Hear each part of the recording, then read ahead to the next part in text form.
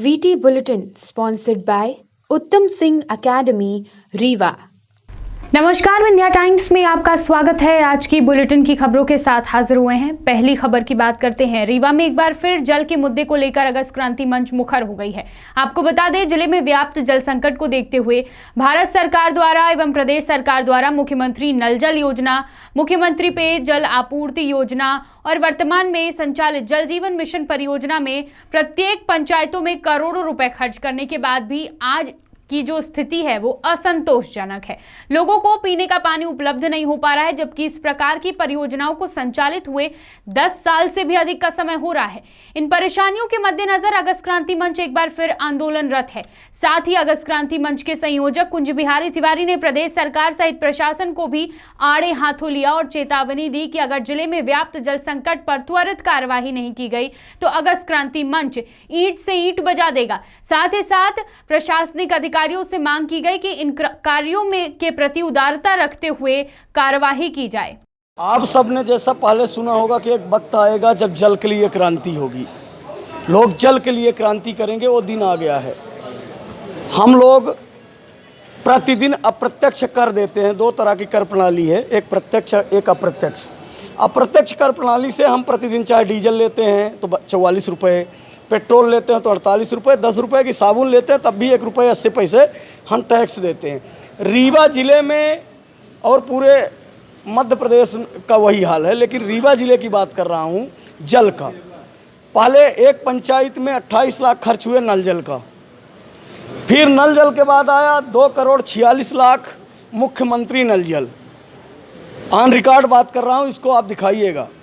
फिर मुख्यमंत्री नल जल के बाद आया ढिढोरा पीटा गया जल जीवन मिशन।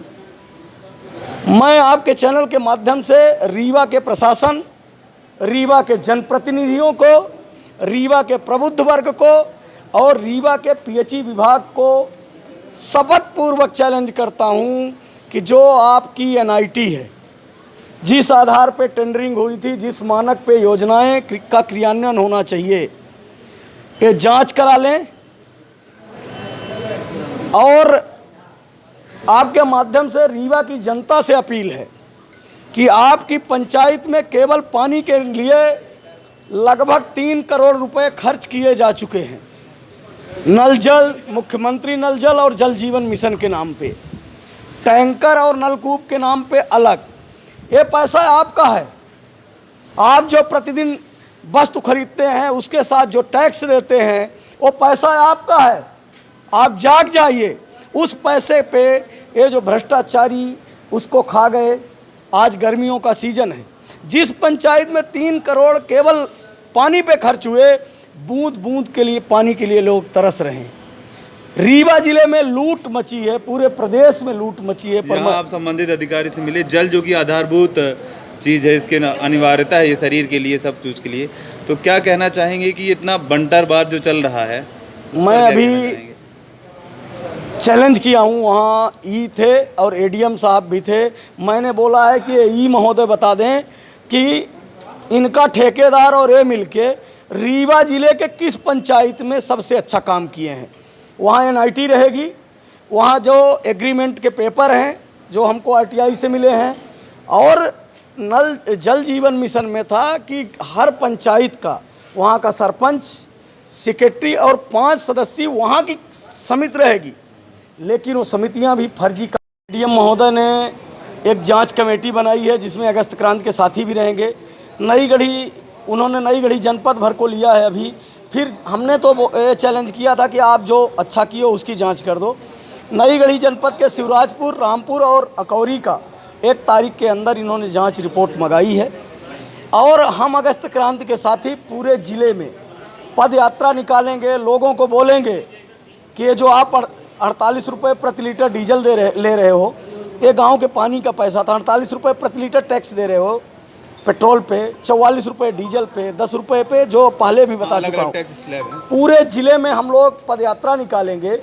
और अगस्त क्रांति के क्रांतिकारी साथियों ने भी संकल्प लिया है कि जब भविष्य में लोग क्रांति की बात करें तो 4-6 अगस्त क्रांति के साथियों पे की जो मूर्तियां भविष्य में लगेंगी उस पर भी फूल चढ़ाएं।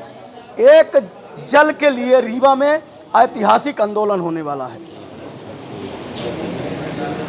आज पिछले साल हुए एक हत्या के मामले का खुलासा हुआ।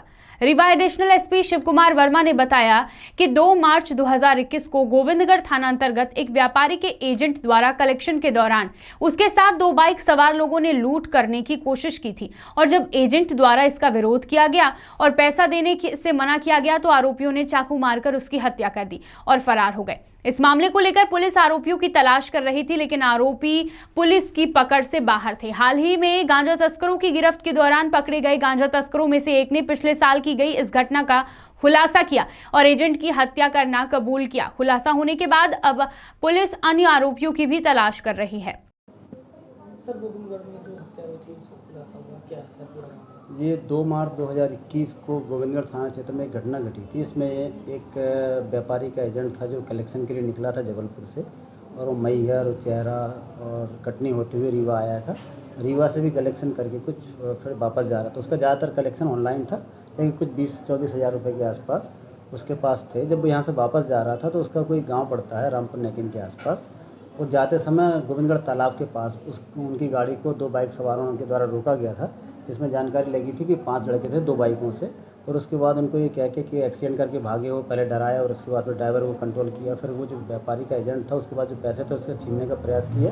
जब उसने देने से मना किया, थोड़ा विरोध किया तो उसको चाकू मार दिया था, जिसके कारण से चोटें लगी थी और उसके बाद उसकी मौत हो गई थी। और पुलिस ने तत्परता से प्रकरण दर्ज करके विवेचना प्रारंभ की थी और बहुत प्रयास किए गए थे, लेकिन उस समय मामला नहीं खुलासा हो पाया था। और अभी हमारे बड़े पुलिस अधीक्षक महोदय को कुछ जानकारी लगी थी, उसके आधार पर ये पुनः से कुछ पूछताछ वगैरह करने के लिए कुछ लोगों को तलाश रही थी, जिनके बारे में जानकारी थी। उन्हीं लोगों में से जब ये चोरहटा थाना क्षेत्र में गांजे के साथ कुछ तस्कर पकड़े गए, उसमें से एक जो रेशु सिंह है उसके द्वारा स्वीकार किया गया कि हाँ साहब, मैं उस हत्या और डकैती के मामले में शामिल था और मेरे साथ और जो 3-4 साथी थे वो अभी नहीं मिले हैं। उनके बारे में अभी पतासाजी जारी है और पुलिस जो है जल्द से जल्द सारे आरोपियों को गिरफ्तार करने का प्रयास करेगी।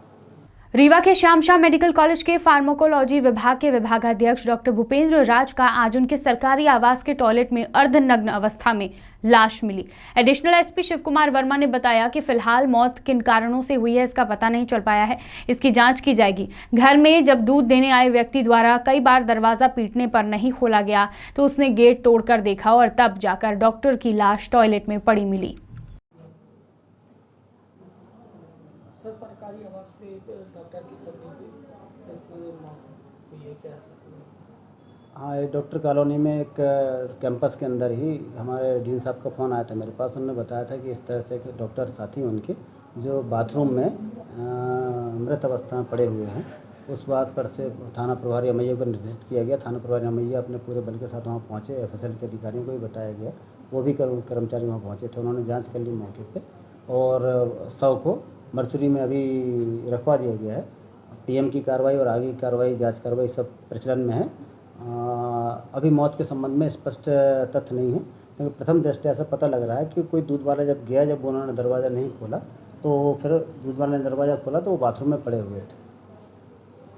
बढ़ते हैं बुलेटिन की अगली खबर की ओर। सतना जिले के 3 सगे भाइयों ने अपनी जमीन की रजिस्ट्री संस्कृत भाषा में कराई है।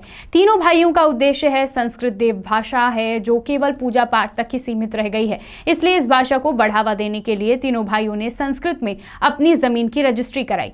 आपने अभी तक रजिस्ट्री और सरकारी दस्तावेज हिंदी में देखे होंगे और उसके सभी कार्य हिंदी या फिर अंग्रेजी में किए जाते हैं, लेकिन क्या आपने कभी सुना है कि किसी भी सरकारी दस्तावेज को संस्कृत भाषा में उपयोग किया गया हो? आपका जवाब होगा नहीं। जी हां, हम ऐसे ही एक उदाहरण को लेकर आए हैं। मध्य प्रदेश के सतना शहर के पतेरी निवासी पांडे परिवार के 3 सगे भाइयों ने इसका उदाहरण दिया है। दरअसल इन तीनों भाइयों ने सतना शहर के चित्रकूट रोड में भाद ग्राम में करीब 1600 वर्ग फीट की जमीन खरीदी और उस जमीन की रजिस्ट्री संस्कृत भाषा में कराई। आपको बता दें, सामान्यतः रजिस्ट्री कराने में करीब 2 घंटे से ज्यादा का समय नहीं लगता है। संस्कृत भाषा को उपयोग करके पूरी रजिस्ट्री लिखना यह बहुत ही कठिन काम है। ऐसे में तीनों सगे भाइयों ने 6 घंटे से ज्यादा का समय व्यतीत कर संस्कृत में अपनी जमीन की रजिस्ट्री कराई, जो अपने आप में एक अनोखी पहल है, जिससे कि देवभाषा संस्कृत का महत्व देखने को मिला। हम लोग 3 भाई हैं। मैं बड़ा भाई हूँ, दिलीप नाम है मेरा। दूसरा मेरा भाई प्रदीप है और पंकज तीसरा। हम तीनों भाइयों ने 4000 स्क्वायर फीट की रजिस्ट्री कराई। डेल स्कूल में शिक्षक हूँ और क्योंकि शिक्षक को कहते हैं आचरण से सिखाना चाहिए, तो एक उद्देश्य यह भी था कि हो सकता है कि आज मैंने एक छोटा सा प्रयास किया, कल मेरे विद्यार्थी जो मुझे देख करके सीखना चाहेंगे, तो ऐसे विद्यार्थी हो सकता है कि और कुछ बड़े कार्य करें और इससे देवभाषा का विकास हो। क्या होता है, सामान्यतः आज लोगों को ये लगता है कि संस्कृत केवल ब्राह्मणों की भाषा है और इसलिए या फिर पूजा पाठ की भाषा है। तो संस्कृत को सर्वस्पर्शी बनाने का उद्देश्य है और सर्वस्पर्शी के साथ साथ सभी के हृदय तक पहुँचे, सभी के मन तक पहुँचे और हम केवल पूजा पाठ तक सीमित ना रहें, एक ऐसा उद्देश्य है। पूरी रजिस्ट्री आपने संस्कृत? हाँ, पूरी रजिस्ट्री संस्कृत में है। दरअसल रजिस्ट्रार साहब को थोड़ा सा समस्याएं आ रही थी समझने में, तो इसके कारण से बीच बीच में उसका हिंदी अनुवाद यथा माने जहाँ उपयोगी बहुत ज़रूरी रहा है वहाँ हमने हिंदी अनुवाद उसमें लिखा हुआ है। शेष अधिकतम भाग उसका संस्कृत में है। तीनों भाइयों ने कराई और जब ये तीनों भाइयों ने मिलकर प्लाट खरीदा था तो तीनों भाइयों ने ही रजिस्ट्री एक साथ ही कराई। शहडोल में लगातार प्रशासन द्वारा अपराधियों पर कार्रवाई की जा रही है। आज शहडोल पुलिस ने ऑपरेशन वज्र के तहत 105 बदमाशों के खिलाफ कार्रवाई की और चिन्हित बदमाशों की पैदल रैली निकालकर उन्हें सजा भी दी। आपको बता दें, ऑपरेशन के तहत पुलिस ने बदमाशों की पैदल रैली निकाली जो सुहागपुर थाने से जयस्तंभ चौक तक निकाली गई और जयस्तंभ चौक में बदमाशों से उठक बैठक करवाया गया। बात करते हैं बुलेटिन की आखिरी खबर की। दिन दहाड़े घर में घुसकर चोरी करने वाले 3 चोरों को अमलई पुलिस ने पकड़ा है। अमलई पुलिस अमलई थाना क्षेत्र के रेलवे कॉलोनी निवासी राम सुशील शास्त्री किसी काम से घर में ताला लगाकर अपने परिवार के साथ बाहर गए थे और इसी दौरान घर में किसी के नहीं होने का फायदा उठाते हुए 3 चोरों ने दिन दहाड़े घर में घुसकर रखी गृहस्थी की सामग्री चोरी कर भाग रहे थे। तभी कॉलोनी में मौजूद लोगों ने इन चोरों को पकड़कर अमलई पुलिस के हवाले कर दिया। अमलई पुलिस ने पकड़े गए तीनों चोरों के खिलाफ धारा 454, 380 के तहत मामला कायम कर न्यायालय में पेश कर जेल रवाना कर दिया है। शहडोल से पंकज राव की रिपोर्ट। जी बताएं। राम सिंह शास्त्री जी यहाँ ओशियम कॉलोनी है उसमें रहते हैं और नौकरी करने के लिए अपने ड्यूटी में चले गए थे। घर उनका खाली था, घर में कोई नहीं था। उसी का फ़ायदा उठा करके कुछ अज्ञात बदमाश वहाँ पर चोरी करने का प्रयास किए, कुछ सामान चोरी भी कर लिए थे। तो कुछ लोगों ने देख लिया था तो भाग गए थे। तो पुलिस ने उनको गिरफ्तार किया। उनसे जो सामान चोरी गया था, बर्तन और साड़ी वगैरह है, करीबन 20,000 का, उसे बरामद किया। और अपराधी राजेश, अर्जुन और करण रेलवे कॉलोनी के रहने वाले हैं। इनके खिलाफ पूर्व में भी 2-3 दिन अपराध पंजीबद्ध है। पब्लिक ने खुद पकड़ के पुलिस को दिया है? पब्लिक ने खदेड़ा था, उनको शंका थी उनको, लेकिन फिर पुलिस ने उनको पूछताछ पर इनसे माल बरामद किया। विंध्य की तमाम खबरें लेकर कल फिर हाजिर होंगे। बने रहिए विंध्या टाइम्स के साथ। बहुत बहुत धन्यवाद।